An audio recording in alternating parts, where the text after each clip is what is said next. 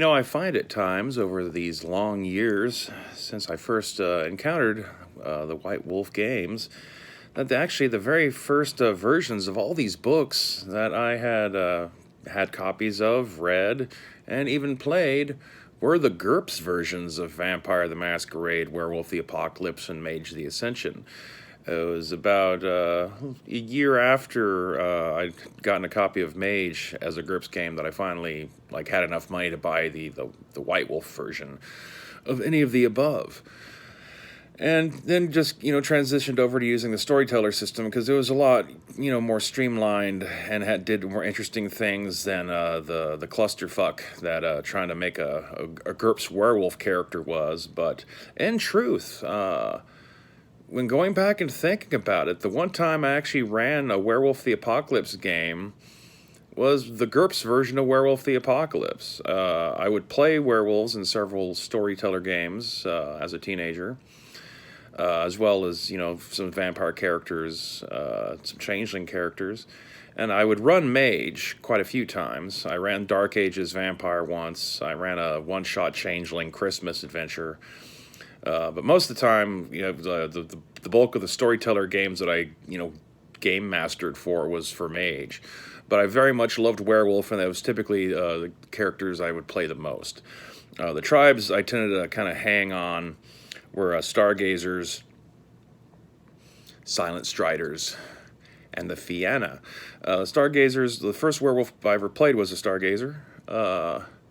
I still kind of find them I agree with the concept of them as the wisest tribe, the one a group of werewolves that has made a concerted effort to focus themselves and not allow this rage to constantly control them and dictate their choices. Instead, they are trying to master themselves and their rage through an act of will.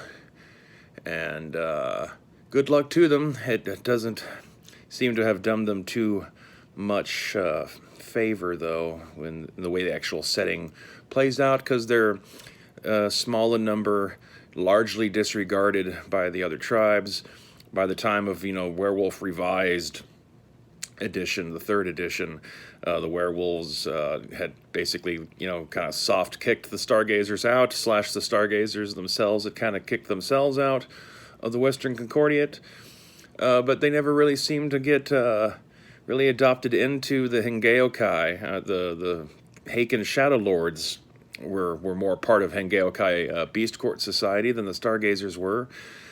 And, because of the various mortal forces that had now taken control of, their ancient Himalayan homelands, they were kind of, a people without a place, and just not quite enough of them.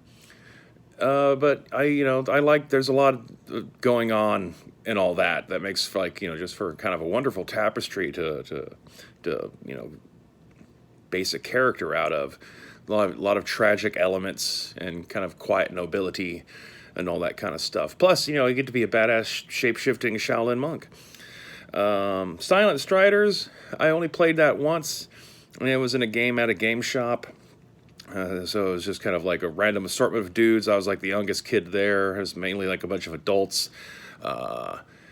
Didn't really feel like I was really all that welcome, and didn't really get to do much. But the character concept I thought was neat.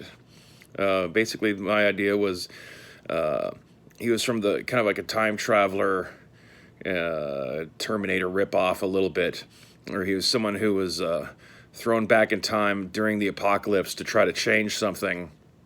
And so, his consciousness is hurled back into himself, Wolverine and Days of Future Past kind of stuff. Except upon, coming back into his earlier version of himself, as a starting level character, he can't remember what the fuck it was that he was supposed to do.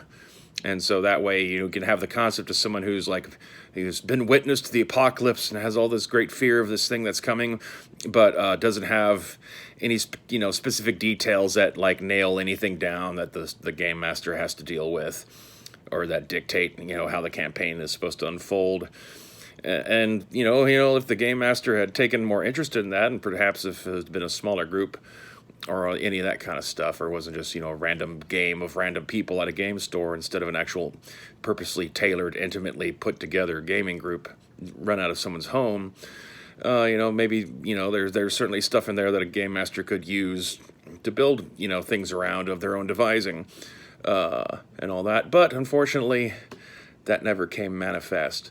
The werewolves I ended up playing the most was a Fianna named Dirge McIntosh, who I was a recurring character in a couple of different role-playing groups that were doing live-action Vampire the Masquerade and Werewolf the Apocalypse at that time, both in Austin, Texas, and in Boulder, Colorado. And I don't know, I just at that point I was, was like post Braveheart, so I was like really leaning into, like what amount of Scottish ancestry I have and all that kind of stuff. And so, like Fianna Pride and all that kind of shit. Dirge was a Galliard, and I just liked the name Dirge McIntosh. Rolls off the tongue interestingly. Dirge is a, good, kind of like odd name to give to a musician type, wandering bard type character that has a kind of a dark side kind of edge going on to it. Plus, also, it's a subtle nod to a classic Decepticon from Transformers. So anyway, like those are the werewolves that I personally have the most actual experience playing back in the day. In modern times, I probably favor different ones. But, that is the sort of thing that age does to you as you grow older and your perspective alters. So anyway, leave comments, hit like and subscribe, and as always, stay wasminated.